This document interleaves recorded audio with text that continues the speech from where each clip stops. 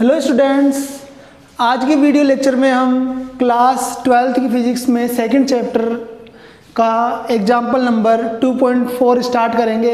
इसमें जो next example होगा 2.5 होगा। तो आज की वीडियो लेक्चर में हम दो एग्जाम्पल डिस्कस करेंगे।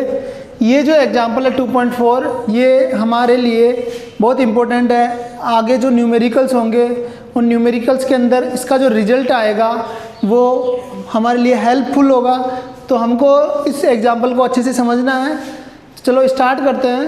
एग्जाम्पल है, charge Q is placed uniformly over a loop of radius capital R।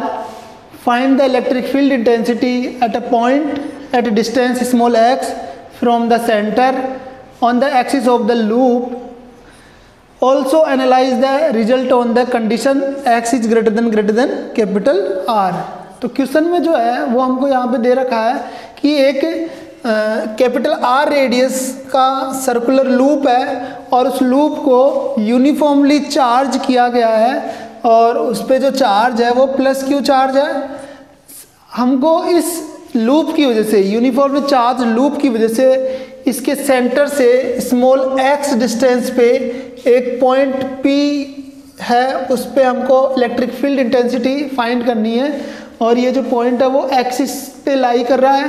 साथ में हमको एक कंडीशन भी दे रखी है कि अगर x is greater than capital R है, यानी कि distance of point is very large as compare to radius of the loop.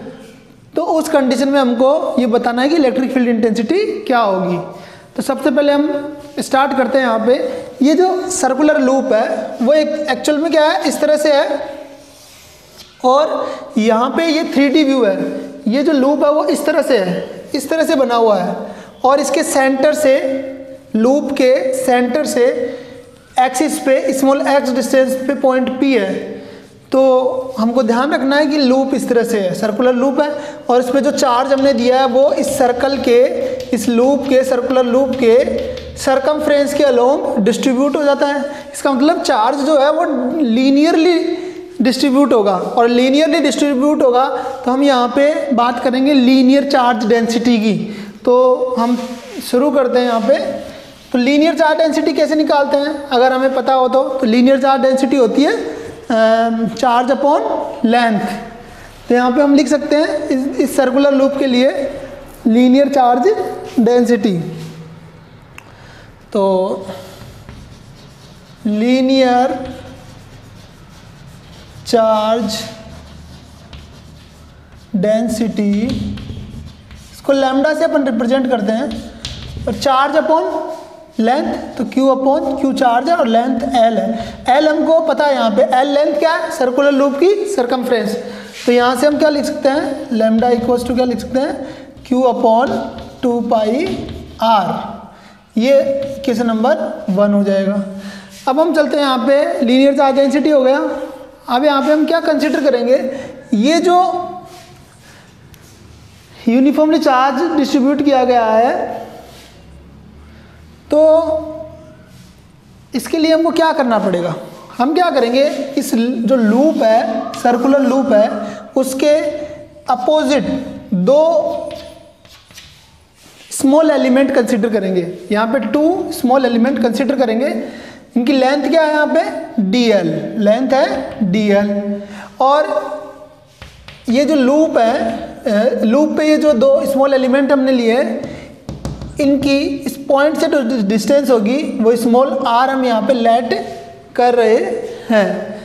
ये ध्यान रखना है। अपोजिट लेंगे तो ये सिमिलरिटी बनेगी। तो हम आगे देखते हैं इसके अंदर क्या होगा। यहाँ पे हम लेट क्या किया, 2 small element A and B हैं जिनकी लेंथ क्या है dl है। अब इन पे जो चार्ज होगा वो भी वेरी स्मॉल होगा, तो वो चार्ज हम यहाँ पे क्या मान रहे हैं, dq चार्ज मान रहे हैं। क्या मान रहे हैं, dq। इस पे भी dq चार्ज और इस पे भी। अब ये स्मॉल है तो हम इसको as a point charge consider कर सकते हैं। क्या कर सकते हैं, as a point charge consider कर सकते हैं। और जो lambda uniform linear charge density है, यूनिफॉर्म लीनियर चार्ज डेंसिटी, वो पूरे वायर के लिए, पूरे सर्कुलर लूप के लिए क्या रहेगी, कांस्टेंट रहेगी।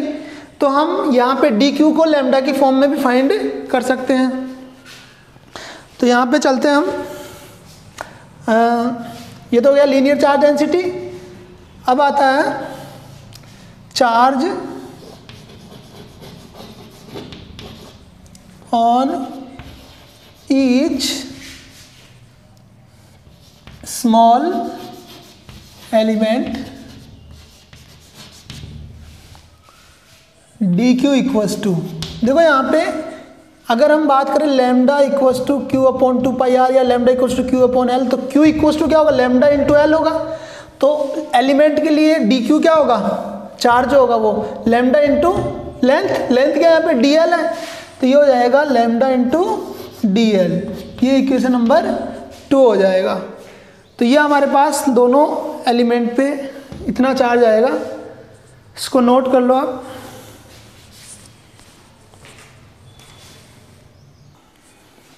तो बच्चों आगे हम चलते हैं इसमें कि distance of point P from small element A is small r and distance of point P from small element B is small r, both are same.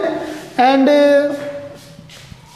Electric field अगर हमको यहाँ पे फाइंड करना है, यहाँ पे इलेक्ट्रिक फील्ड इंटेंसिटी, तो electric field intensity due to point charge जो होता है वो क्या होता है, E equals to 1/4πε0 Q upon r square, ये फॉर्मूला होता है, या फिर KQ अपॉन आर स्क्वायर होता है। तो इसी फॉर्मूले को हम यहाँ पे यूज़ करेंगे, ये ध्यान रखना हमको। अब चलते हैं आगे कि सबसे पहले तो क्या, electric field intensity due to small element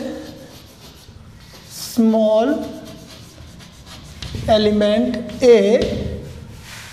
eight point P, ये क्या होगा, इसको हम लिख सकते हैं DE1 vector equals to 1/4πε0 and charge क्या है इसका, इसका चार्ज है DQ और डिस्टेंस जो है वो r है ही, तो r स्क्वायर हो जाएगा, ये क्वेश्चन नंबर 3। सिमिलरली हम लिख सकते हैं यहाँ पे electric field intensity due to small element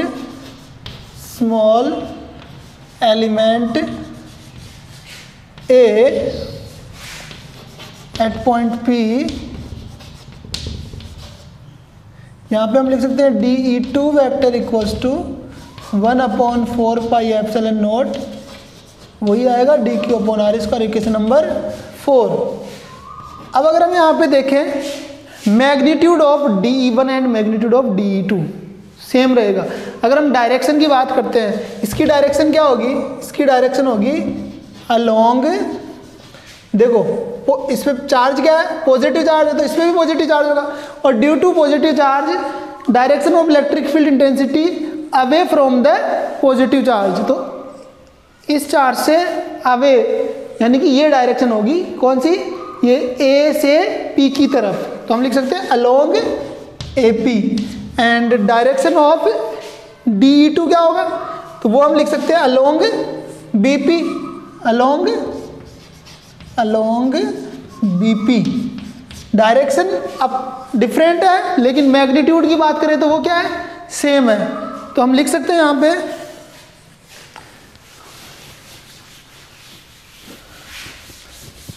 यहाँ पे हम लिखेंगे magnitude of DE1 and DE2,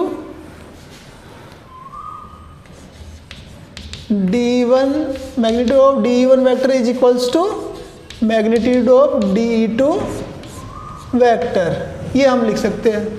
और इसको हम लिख लेते हैं, इसको हम D लिख लेते हैं, क्या लिख लेते हैं, D। अब नेक्स्ट जो है, अब हम बात करेंगे यहाँ पे, देखो इनकी डायरेक्शन डिफरेंट है, तो हम इनके कंपोनेंट यहाँ पे कर सकते हैं। तो DE1 वेक्टर का जो कंपोनेंट होगा, एक हॉरिजॉन्टल कंपोनेंट होगा और एक वर्टिकल कंपोनेंट होगा। अगर ये, अब यहाँ पे हमने यहाँ पे इस डायग्राम के अंदर ये जो है वो थीटा एंगल है, ये क्या है, थीटा, और ड्यू टू सिमेट्री अगर देखें ये वाला ट्रायंगल और नीचे वाला जो ट्रायंगल बनेगा, ये दोनों सिमेट्रिक होंगे, और ड्यू टू सिमेट्री दोनों एंगल क्या होंगे, इक्वल होंगे। और ये वर्टिकल अपोजिट एंगल हो गए और ये भी वर्टिकल अपोजिट एंगल हो गया, थीटा थीटा। ये डिस्टेंस x है, ये r है ही, तो यहाँ पे हम बोलेंगे कि इसका ये वाला कंपोनेंट d1 cos थीटा हो जाएगा हॉरिजॉन्टल, और वर्टिकल कंपोनेंट जो है वो क्या होगा, d1 sin थीटा। ऐसे ही d2 का horizontal component d2 cos theta होगा, और d2 का vertical component d2 sin theta हो जाएगा। लेकिन यहाँ पे अगर हम ध्यान से देखें तो d2 sin theta and d1 sin theta जो है वो डायरेक्शन में अपोजिट है, एंड मैग्नीट्यूड दोनों का क्या है, इक्वल है। तो मैग्नीट्यूड इक्वल है तो हम बोल सकते हैं यहाँ पे डायरेक्शन अपोजिट है, और तो दोनों जो कंपोनेंट है वो एक दूसरे को क्या करेंगे, कैंसिल आउट कर देंगे। तो जो इलेक्ट्रिक फील्ड इंटेंसिटी होगी वो वर्टिकल डायरेक्शन में तो नहीं होगी, हॉरिजॉन्टल में ही होने वाली है। तो हम देख सकते हैं कि d1 cos theta d2 cos theta add हो जाएगा, तो नेट जो इलेक्ट्रिक फील्ड इंटेंसिटी आएगी वो एक्सिस के अलोंग होगी, हॉरिजॉन्टल डायरेक्शन में होगी। अगर ये पॉजिटिव चार्ज है तो due to positive charge electric field intensity की जो डायरेक्शन होगी वो अवे फ्रॉम द क्या होगा, चार्ज होगा। तो डायरेक्शन जो होगी वो सर्कुलर लूप से अवे होगी, अवे फ्रॉम द लूप। तो हम यहाँ पे ये चीज़ें करने के बाद में हम यहाँ क्या लिख सकते हैं, electric field intensity due to whole circular loop, उसकी बात करते हैं अपन। तो क्या होगा यहाँ पे, so electric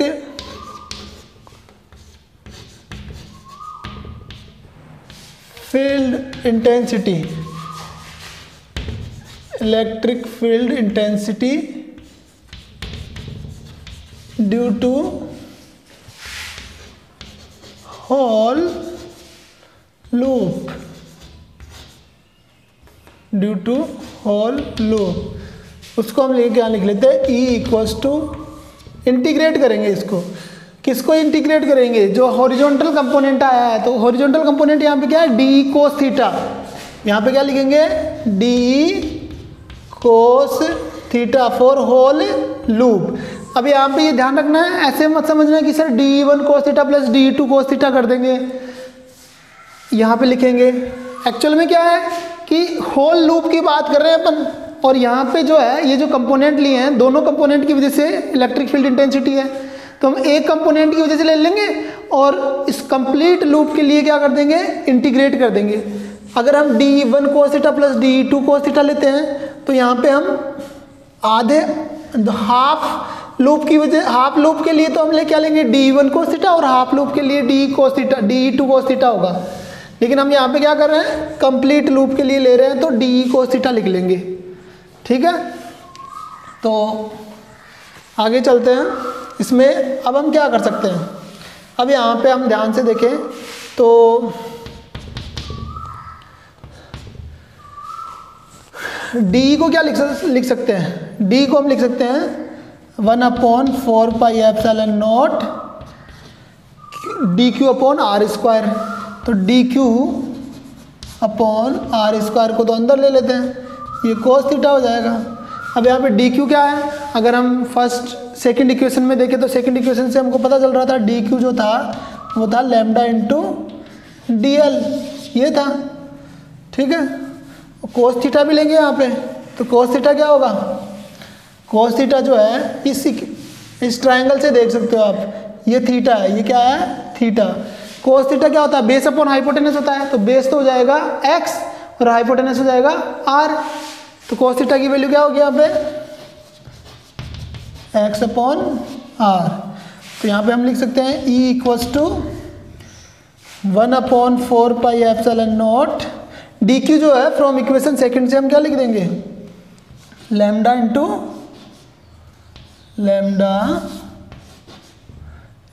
dl upon r square. cos theta की वैल्यू ये रख देते हैं x अपॉन r। फाइनली हमारे पास क्या आ जाएगा, देखो lambda x and r constants, constant क्यों है ये,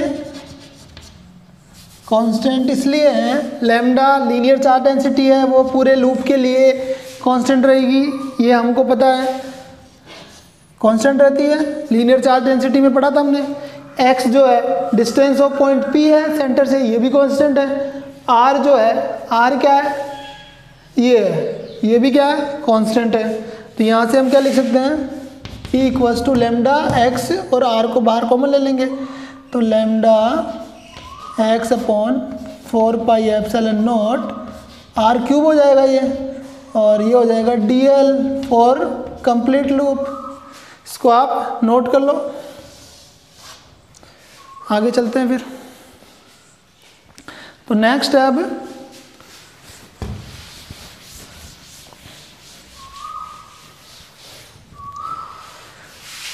यहाँ पे E equals to lambda x upon 4 pi epsilon nought. इस r की जगह हम क्या रखेंगे, अगर हम इस ट्रायंगल को देंगे, इस ट्रायंगल के अंदर पाइथागोरस थ्योरम लगाएंगे, तो पाइथागोरस थ्योरम से हम क्या लिख सकते हैं, r equals to under root capital R square plus x square हो जाएगा, या अंडर रूट जो है वो 1/2 होता है। तो यहाँ पे r क्यूब है, क्या है, यहाँ पे क्या है, r क्यूब है। तो r क्यूब क्या होगा, ये हो जाएगा r square plus x square की पावर 3/2 हो जाएगा, क्योंकि r 1/2 है पावर में, तो क्यूब करेंगे तो 3/2 हो जाएगा। तो यहाँ पे हम लिख सकते हैं r square plus x square की पावर 3/2, और साथ में यहाँ पे क्या है, integration dl for complete loop. तो ये जो वैल्यू आएगी, ये क्या आएगी बताओ, ये जो है वो इस पूरे लूप के लिए क्या हो जाएगा, लेंथ हो जाएगी। तो हम लिख सकते हैं इंटीग्रेशन 1dl इक्वल्स टू, ये क्या हो जाएगा, 2 पाई r हो जाएगा। तो यहाँ से हम क्या लिख सकते हैं, E equals to lambda x upon 4 pi epsilon nought capital R square plus x square की पावर 3/2 इंटू 2 पाई r। अब एक चीज़ और है ध्यान रखना, इक्वेशन फर्स्ट के अंदर हमने देखा था कि lambda equals to q upon 2 pi r था। तो q क्या हो जाएगा, lambda into 2 pi r, lambda into 2 pi r जो है वो क्या है, q। तो लैम्डा इंटू 2 पाई r को q लिख सकते हैं। तो यहाँ पे हमारे पास क्या आ जाएगा, E equals to q x upon 4 pi epsilon nought r square plus x square की पावर 3/2। ये हमारे पास रिजल्ट आ गया। ये बहुत इंपॉर्टेंट रिजल्ट है, ये हमको याद होना चाहिए। इसको हम इस तरह भी लिख सकते हैं, देखो 1/4 पाई एप्सिलॉन नॉट जो है वो क्या होता है, k होता है। तो इसको k q x upon r square plus x square to the whole power 3/2 ये भी लिखा जा सकता है। अब जो कंडीशन दे रखी थी उस कंडीशन को भी अब यहाँ पे सेटिस्फाई करते हैं। कंडीशन क्या थी, इसको नोट कर लो। कंडीशन थी हमारे पास small x is greater than capital R if, और ये कंडीशन जब लगाएंगे यहाँ पे तो R जो है वो x के कंपैरिजन में क्या होगा, वेरी स्मॉल वैल्यू होगी। तो R को यहाँ पे हम नेग्लिजिबल ले सकते हैं। R नेग्लिजिबल होगा तो केवल x स्क्वायर की टर्म रहेगी, और x स्क्वायर की पावर 3/2 करेंगे तो 2 से 2 कैंसिल हो जाएगा और x क्यूब आ जाएगा।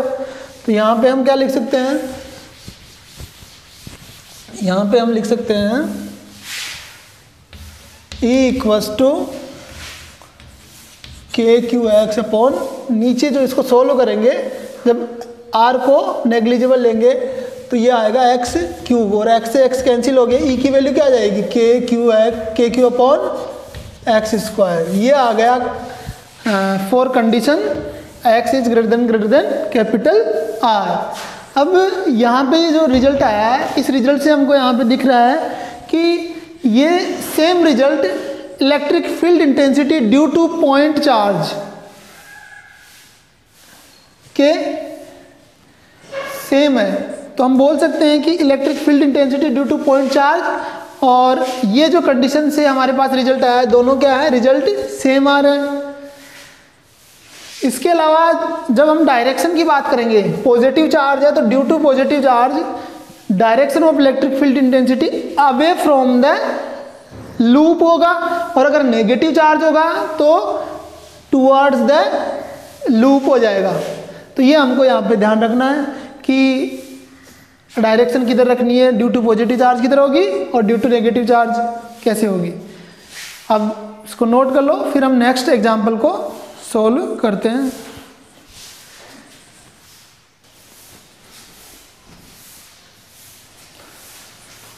तो बच्चों ये जो एग्जाम्पल है इसमें आपको गिवन है ए sphere on a circular loop, a sphere and a circular loop, a sphere and a circular loop are identically charged, both are of radius capital R and both have charge small q। एक circular loop है और एक sphere है, दोनों को same charge से charge किया गया है और दोनों की रेडियस कैपिटल R है। The centre of the sphere is on the axis of the loop. जो स्फीयर का जो सेंटर है वो एक्सिस लूप के एक्सिस पे, सर्कुलर लूप के एक्सिस पे लाई करता है and is at R√3 from the centre of the loop. और ये जो स्फीयर है, इस स्फीयर का जो सेंटर है वो लूप के सेंटर से R√3 डिस्टेंस पे एक्सिस पे लाई करता है। फाइंड क्या करना है, electric force between the sphere and the loop, हमको ये फाइंड करना है। तो इस क्वेश्चन को समझने के लिए देखो यहाँ पे हम क्या कंसिडर करके चलेंगे, हम ये कंसिडर करके चलेंगे कि जो इलेक्ट्रिक फील्ड इंटेंसिटी है ड्यू टू लूप वो हम यहाँ पे देखेंगे। अभी पिछले एग्जाम्पल में हमने इलेक्ट्रिक फील्ड इंटेंसिटी निकाली थी ड्यू टू सर्कुलर लूप। अब यहाँ पे जो इलेक्ट्रिक फील्ड इंटेंसिटी होगी उसकी डायरेक्शन किधर होगी, उसकी डायरेक्शन जो होगी वो अवे फ्रॉम द लूप होगी। तो हमको इस पॉइंट पे अगर हम इस स्फीयर के सेंटर पे हम इलेक्ट्रिक फील्ड इंटेंसिटी निकालें तो वो क्या होनी चाहिए, हमको फॉर्मूला आता है स्मॉल x डिस्टेंस पे, अगर एक्सिस पे कोई पॉइंट है सर्कुलर लूप के एक्सिस पे और उस पर हमको इलेक्ट्रिक फील्ड इंटेंसिटी निकालनी है तो हम कैसे निकालते हैं, KQX upon R² plus x² की होल पावर 3/2। तो सबसे पहले तो हम बात करते हैं यहाँ पे ये कि electric field intensity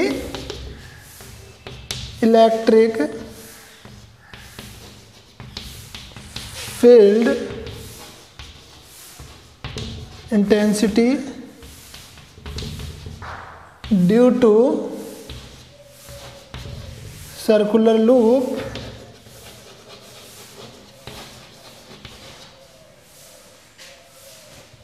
on axis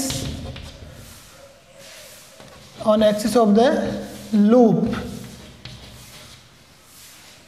क्या होती है, E इक्वल्स टू या तो KQX upon R² plus x² की पावर 3/2, या फिर हम ऐसे भी लिख सकते हैं 1/4πε0 QX upon R² plus x² to the whole power 3/2, ये लिख सकते हैं। और यहाँ पे x क्या है, x is the distance of point from the centre of the loop.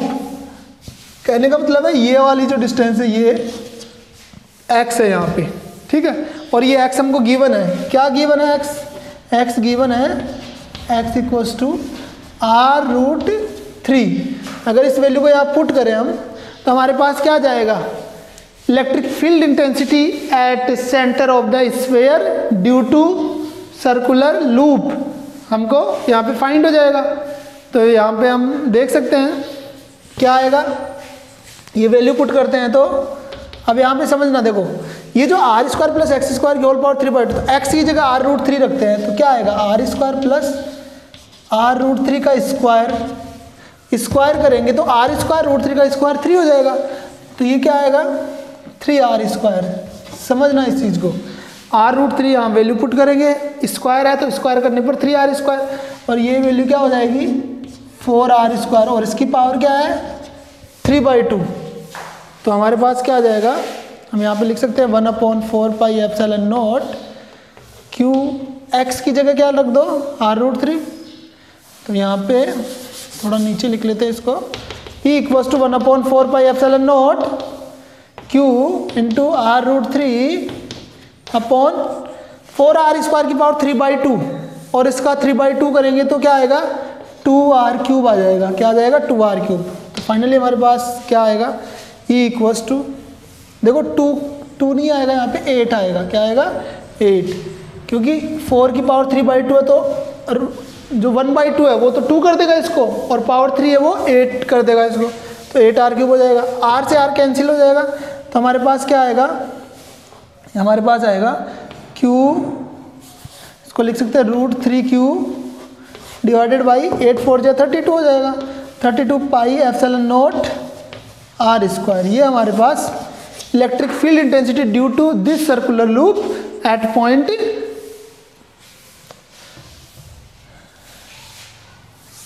Centre of the sphere. अब इसकी जो डायरेक्शन होगी इलेक्ट्रिक फील्ड इंटेंसिटी की, वो डायरेक्शन ऐसे कुछ होगी कि नहीं होगी, ये डायरेक्शन होगी और ये डायरेक्शन होगी, तो ये इसको क्या करेगा, रिपल करेगा, यानी इनकी जो फोर्स जो लगेगा वो रिपल्सन फोर्स लगेगा। अब हम क्या करते हैं यहाँ पे कि इस इलेक्ट्रिक, मान लेते हैं कि ये जो इलेक्ट्रिक फील्ड है, ये इलेक्ट्रिक फील्ड किसकी वजह से, सर्कुलर लूप की वजह से। तो इस इलेक्ट्रिक फील्ड के अंदर एक पॉइंट चार्ज क्यू प्लेस्ड है। जितना भी चार्ज इस स्फीयर को गिवन है वो सारा का सारा हम कहाँ पे कंसिडर कर लेंगे, concentrated eight centre of the sphere. तो इस मान लेते हैं कि ये जो पॉइंट चार्ज है वो इस इलेक्ट्रिक फील्ड में प्लेस्ड है। तो due to electric field force on charge q क्या होता है, F equals to Q times of E, ये होता है ना। तो यहाँ पे भी हम क्या करेंगे कि force on sphere due to circular loop क्या होगा, Q ही लिखेंगे। तो यहाँ पे हम देखते हैं क्या आएगा। देखो यहाँ पे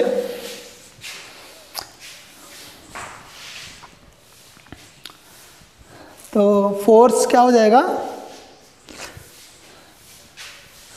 फोर्स बिटवीन या force on sphere due to loop F equals to q E. F E हमारे पास ये आ ही गया, तो वैल्यू पुट करेंगे तो Q इंटू ई, तो Q² हो जाएगा, तो √3 into Q² upon 32 pi epsilon not r²। ये हमारे पास फाइनल रिजल्ट आता है। इस तरह से हम इसको सॉल्व कर सकते हैं। तो आज के लिए हम वीडियो लेक्चर को यहीं पे समाप्त करते हैं। नेक्स्ट लेक्चर में हम अगला टॉपिक स्टार्ट करेंगे।